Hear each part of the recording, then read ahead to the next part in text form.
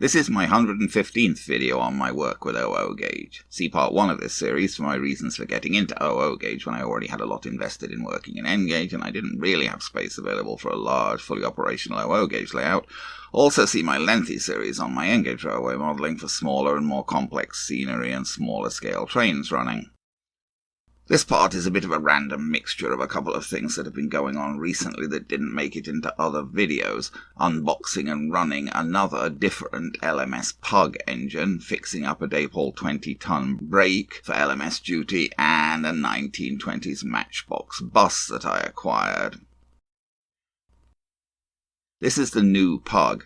I actually bought this quite a while ago, but with one thing and another I hadn't got round to unboxing and running it. The whole thing with pugs is a bit confusing. The term doesn't refer to any specific class and is basically just a name for any really small engine, generally an 040.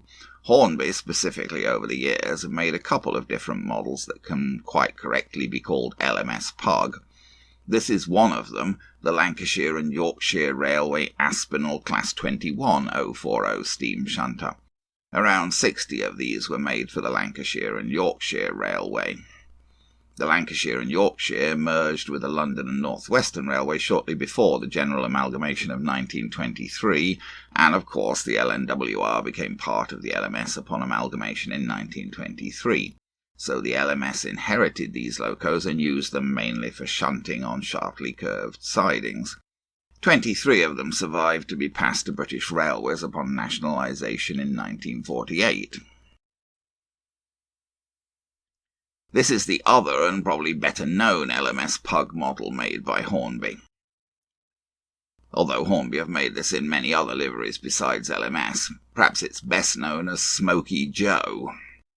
This is a model of the Caledonian Railway 264 class, and these locomotives were of course also inherited by the LMS upon amalgamation in 1923.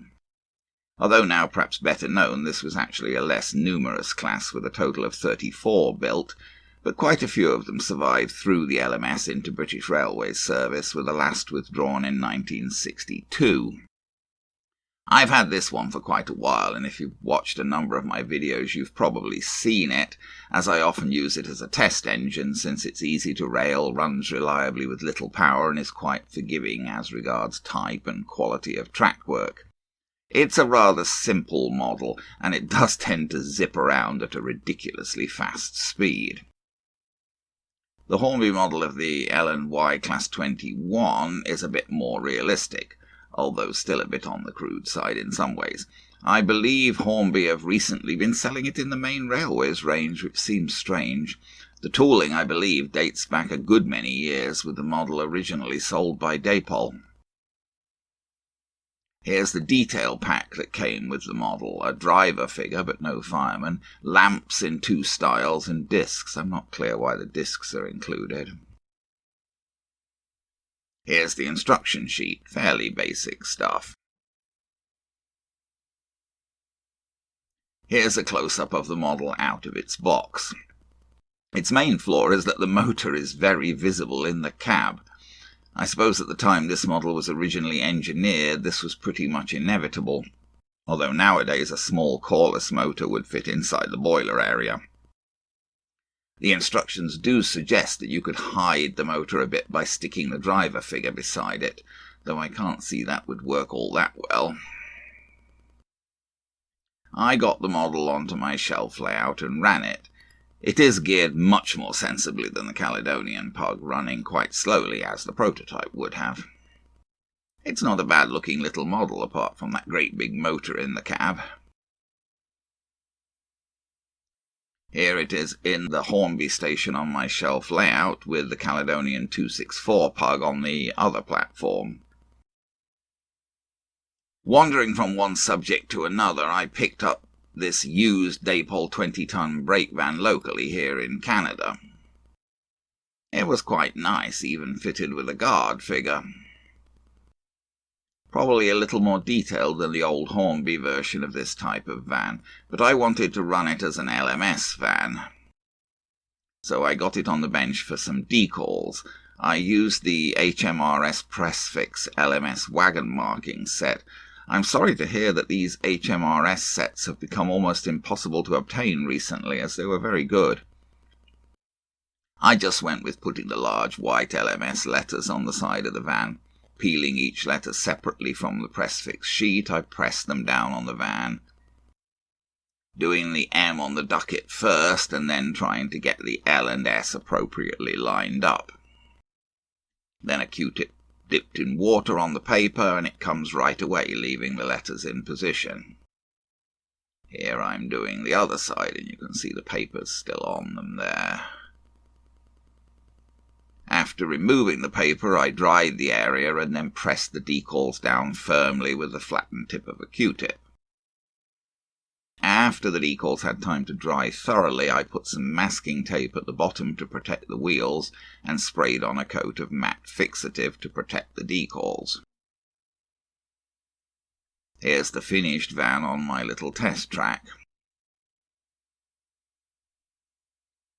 Perhaps I should have tried to do something about the base of the card figure. Here's the last item in this mixture. I also picked up this matchbox model of a 1922 AEC bus locally. If I can find suitable items for my layouts locally here in Ontario, Canada, it's a lot cheaper for me than having to import things from the UK, especially with today's ever-increasing shipping rates. You have to be a bit careful when buying matchbox items for model railways, as they seem to make things in many different scales, and it's hard to know whether a matchbox model would be a proper size for your layout. The seller listed this as 1:75 scale, so I thought it should be okay. 00 is 1:76.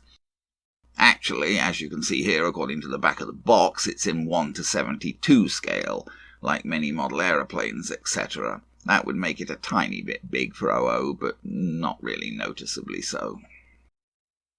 I bought this matchbox Royal Mail van hoping I would be able to use it on my 00 gauge layouts, because I really wanted a mail van appropriate to the 1930s. But it's really much too big, probably somewhere around 1:50 scale, so it's mostly just sat on my desk. The bus, however, should be okay, and it's quite nice looking. Although obviously some figures would bring it more to life, it doesn't even have a driver. The driver is supposed to go right in front there, kind of outside. For the moment, I just parked it outside the super quick station at the far end of my shelf layout. There aren't even any actual roads as such on the shelf layout, but I think the bus looks quite reasonable here. So now let's just finish with a bit of running video showing these items. Okay, let's just try and have a little look at the things I've been discussing in some running video. Here's the little Lancashire and Yorkshire Class 21 plug, and I've got him on the inside line on the shelf layout. And I've coupled up the brake van to him. That may not exactly make a lot of sense, really. Why would he have a brake van coupled to them on the other side when he's operating a push-pull coach?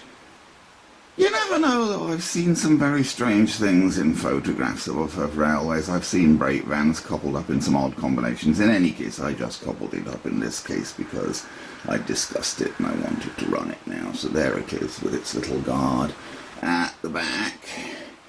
And I've got him on, there's the other pug behind him, the Caledonian pug. And I've got him on the outside line. So we've got the controls set up here. Where are we? That's actually the right-hand ones for the other line. So I've got the control in the middle there set to shuttle. That means the shuttle is controlling the line. If that switch in the middle is the other way, that's what I'm talking about. If that's the other way, if that's to the left, that means the line is just controlled directly from the Morley Controller. But once you put it over the shuttle, the line is controlled by the shuttle unit there. We got power switched on to the shuttle unit. Those three switches at the top control the power to the isolated sections in the stations. The D section is for the station at the other end. B1 and B2 are for the two lines here. So the Caledonian pug is on the B1 line and the Lancashire and Yorkshire pug is on the B2 line. So we've got B2 and D turned on, and the shuttle turned on, so we're basically ready for shuttle operations there. And of course, the other thing is, of course, that we've got the black point there set to turn. Oops, a daisy, beg your pardon. That's that point over there. That if you see that point there, that needs to be set to turn so that power will flow along the main section of that line, and also so that the train can travel along that line and then join the main line there and go into the other station. And then the last link in the chain is the Morley Controller, of course, which provides the power. And I've got the knob on that set to, 70%? Yeah, 70%. But it's not supplying any power at the moment because the switch above it is set to handheld, and there's actually nothing plugged into the handheld. That's the socket for the handheld controller, but there's nothing in. So the Morley's not supplying any power now, but as soon as I flick that switch to normal, then that knob will take control of the line and we'll have 70%. And the reason we got 70% is because that little pug is geared, as it should be, very slowly. So he needs about 70% to move that train at a reasonable speed. Okay, so now I'm going to try and bend down and flick that switch on the Morley Controller whilst holding the camera. And there you go, the red light comes on the shuttle unit, which is showing us that it's received power. Why doesn't the train move? Well, because the shuttle units, for whatever reason, it's just the way they're created, try to move a train from D to B first, and we've got the train sitting in B.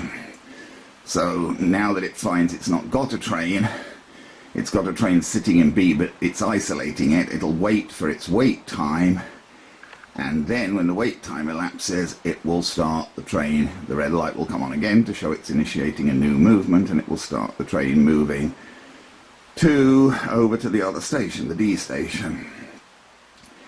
It's fiddly to adjust the wait time. There is a pot, there's a little blue pot that you can adjust with a screwdriver on the shuttle unit for adjusting the time that the trains wait in the station. But it's very sensitive. I don't know whether you've ever had one of those showers where you try and get the water the right temperature and it's cold, so you turn it up a little bit and then suddenly it becomes scalding hot. Now the red light's on, so we're off. That's a bit what this adjustment of the time on the shuttle unit is like. It seems to be waiting forever, so you turn it down a bit, then it doesn't wait at all. Through the point, that's a Triang coach that he's pushing, an old Triang push-pull coach, but it's been re-wheeled with Market's wheels, so it can now actually get through that point. It wouldn't have been able to get through that point before. So now we're waiting in the other station, the D station. I'll go in and have a look at the pug there. And while we're waiting in that station, let's have a look. There's the bus. There's the bus that we got. I got the bus parked over by the station buildings. That seemed as good a place to put it as any. It's a pretty bus. I'll try and find at least a driver for it, and maybe a conductor and some passengers. But at the moment it doesn't have any figures. So he's just waiting in the station, because, as I say, the wait time's a hair long, but if I turn it down, it tends to go down too much. It's just really sensitive. Oh, he hesitates a bit going over the point. You saw him, I don't know if you could tell there, he really hesitated going over the point. And that's just because he's got such a short wheelbase. He's just, a very, very, very short engine, so it's not that easy for him to go over. I'm going to change things over now quickly, famous last words. I'm going to switch off the B2 power, on the B1 power, and I'm going to flick the point over. But we're still shuttling with the inner lines, but now we're shuttling with the B2 line, which has the Caledonian pug on it, and I haven't changed the power. So the Caledonian pug is going to go ridiculously fast. You saw what speed the L&Y pug was going there. That's 70% for the L&Y pug. Whoa! And there's the Caledonian pug rocketing off so fast. He didn't derail though. But That's on the same power, exactly the same power setting. The Caledonian pug is just ridiculously fast. It has been noted. In fact, I read somewhere it's something, because I don't know, it's still true. When they first brought them out, it said it was because they fitted it with a scale-electric car motor. I'm not sure whether it's still true that they still put those in, but it's certainly ridiculously fast, whatever the reason is. It rockets round. It's reliable, it goes readily, and it has a short wheelbase, and it certainly doesn't have any trouble getting across the points at that speed. But it's a little pocket rocket, it really goes ridiculously fast. The Lancashire and Yorkshire pugs are rather nice and a lot more realistic. This is basically similar, it's basically like Smoky Joe, although this is not a Smoky Joe, this is him. And there he goes, so fast I can hardly follow him. Is he going to ram him into the buffers? No, he stopped. So there you go, there's the two pugs.